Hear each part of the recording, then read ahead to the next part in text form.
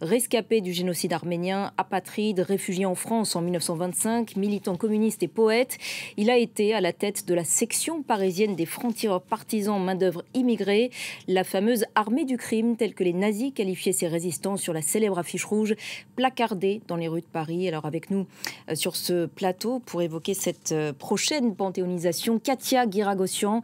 Bonsoir, vous êtes documentariste et vous êtes en l'occurrence la petite nièce de Missak et Méline Manouchian. Merci d'avoir accepté notre invitation et face à vous, donc Jean-Pierre Sakoun, président de l'association Unité Laïque, et vous avez porté aux côtés de Katia Guiragossian, entre autres, ce projet donc de panthéonisation de Missak Manouchian. Katia Guiragossian, Missak Manouchian, juste avant d'être fusillé, a écrit cette fameuse lettre à son épouse, à Mélinée, et il s'exprime en ces termes: le peuple français et tous les combattants de la liberté sauront honorer notre mémoire dignement. Une prédiction qui se réalise donc aujourd'hui, on imagine votre émotion. Il était visionnaire et puis surtout il avait foi en l'humanité, parce qu'à une heure de mourir, de réussir à écrire ça, c'est extraordinaire.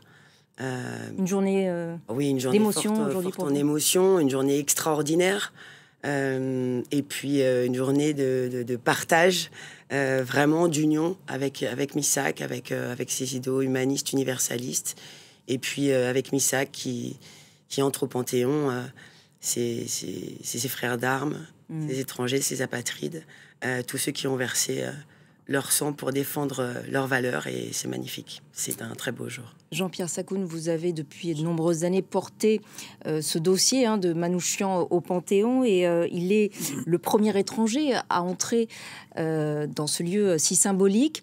Avec lui, ce sont tous les étrangers qui se sont battus pour la France qui sont honorés. Absolument.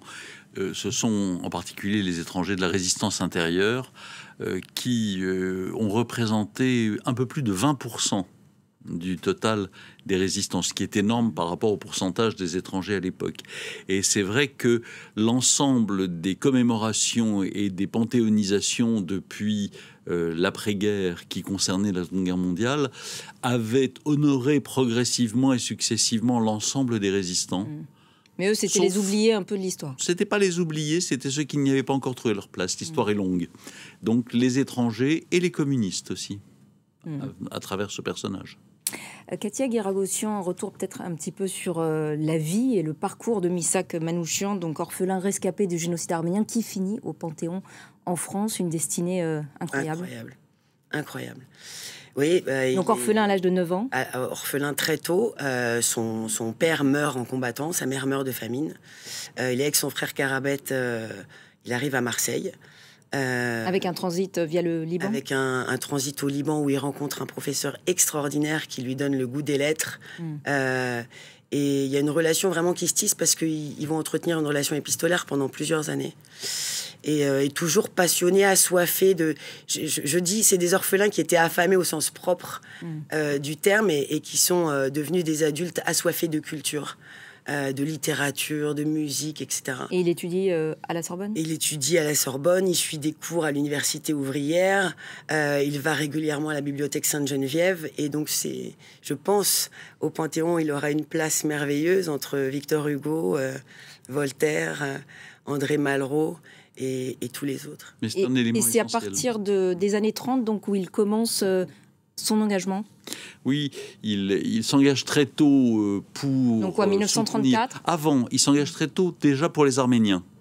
Et à partir du 6 février 1934, et donc de la prise de conscience du danger fasciste en France, alors que la France est le havre de paix dans lequel tous les antifascistes se réfugient depuis les années 20-30, et depuis que l'Europe, pays après pays, tombe sous la coupe de dictateurs fascistes, eh bien, il se rend compte que la France, elle aussi, peut être en danger, et il s'engage à la fois en tant qu'internationaliste, membre du Comintern, et à la fois en tant que amoureux des principes et des valeurs de la France et des valeurs de la Révolution, surtout liberté, égalité, fraternité, universalisme, et universalisme qui se rapproche de cet internationalisme. Mais pour lui, il n'y a pas de hiatus, il n'y a pas de rupture entre les deux, c'est un ensemble.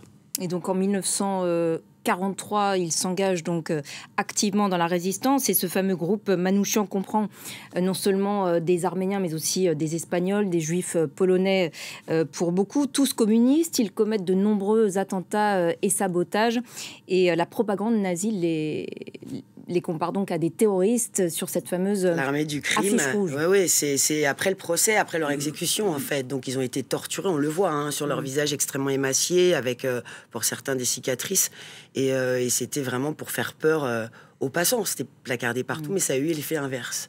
C'est-à-dire que cette affiche rouge qui était destinée donc à effrayer les passants, les passants a eu l'effet inverse. C'est-à-dire qu'au petit matin, les gens avaient écrit « Bravo, mort pour la France ». Et c'est ainsi qu'ils sont entrés dans la légende. Quelles ont été, Jean-Pierre Sakoun, leurs actions les plus marquantes ? L'action la plus marquante. Alors, il faut en tout cas, celle peut-être qui a eu le plus d'impact sur l'opinion publique française. C'est évidemment l'exécution de Julius Ritter. Qui était donc le patron du STO, le service... Patron du STO en France, de travail obligatoire. qui dépendait directement du patron du STO pour l'Europe. Et alors, ce qui est assez surprenant, c'est qu'en réalité, quand ils l'exécutent, ils savent que c'est un haut dignitaire, mais ils ne savent pas ce qu'il fait. Et c'est après, en lisant les journaux, qu'ils découvrent qu'ils ont exécuté. Et évidemment, pour les Français, en 1943, exécuter le patron du STO, ça veut dire beaucoup de choses. Ça veut dire exécuter celui qui emmène leur fils, leur mari, leur frère en Allemagne dans des conditions proches de l'esclavage. Le 21 février 1944, donc les 23 du groupe Manouchian sont fusillés donc sur le mont Valérien. Peu avant cette exécution, j'y faisais référence, Missak donc écrit cette fameuse lettre à son épouse Mélinée, une lettre bouleversante. Quels sont les passages qui résonnent en vous aujourd'hui particulièrement? Moi, j'aime toute sa lettre. Les mots sont magnifiques. Quand vous pensez que c'est pas sa langue natale, la manière dont il s'exprime, ce qu'il évoque, la sienne, mais celle aussi d'autres soldats, en fait. Ils étaient tellement jeunes et ils sont sacrifiés pour leurs convictions. C'est extraordinaire. Il faut remettre les choses dans leur contexte. C'est fou. Aujourd'hui, ils étaient 22, parce que la 23e, c'est Olga Bonchik qui a été... Ah oui, effectivement. Et sur ces 22, 15 écrivent une lettre. Et ce qui est extraordinaire, c'est que ces 15, qui sont, comme vous l'avez dit, de toutes les origines, disent tous « Je meurs pour la France ». Est-ce qu'on sait qui les a vendus à la Gestapo ? Il n'y a pas eu de vente. Enfin, ils n'ont pas été vendus à la Gestapo. Trahis. Ils n'ont pas été trahis. Ils ont été suivis par les brigades spéciales. Hélas, la police française a bien fait son travail. Comme elle l'avait fait pour le groupe. Parce que notamment c'était à Paris et que c'était plus compliqué de... Et puis la police parisienne était connue pour être une police d'élite. Et de 42 à 43, ils ont liquidé les trois groupes, les trois détachements de la MOI, et ils ont arrêté le 26 octobre Davidovitch, qui était l'un d'entre eux, qui a parlé. Mais Davidovitch, il a parlé bien après que la police a fait son travail et les a tous logés, comme on dit en termes de police.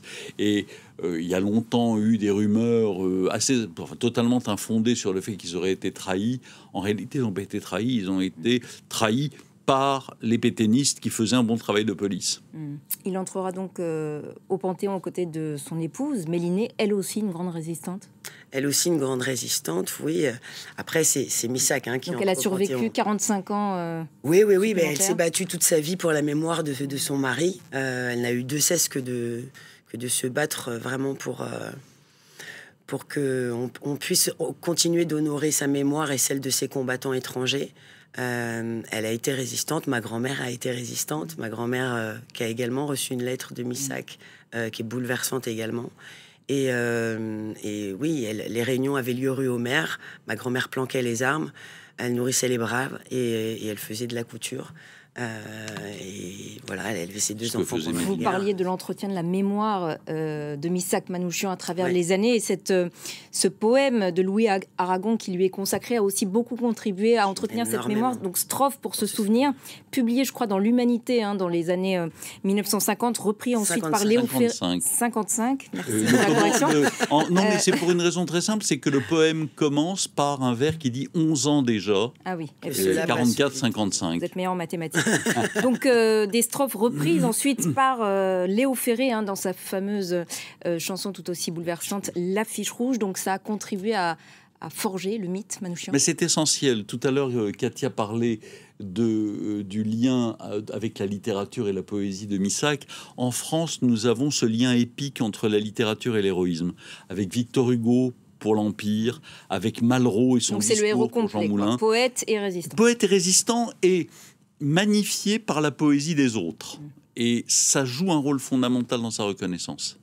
Merci beaucoup Jean-Pierre Sakoun, merci Katia Guiragossian également d'être venus donc tous les deux nous parler donc de cet hommage aujourd'hui, un jour donc du 18 juin, 83e anniversaire de l'appel du général de Gaulle. Et je vous le rappelle, donc Emmanuel Macron a décidé de panthéoniser Missac Manouchian. On se retrouvera sans doute, peut-être le 21 février 2024, donc à l'occasion de cette panthéonisation donc de Missac Manouchian aux côtés de son épouse Mélinée.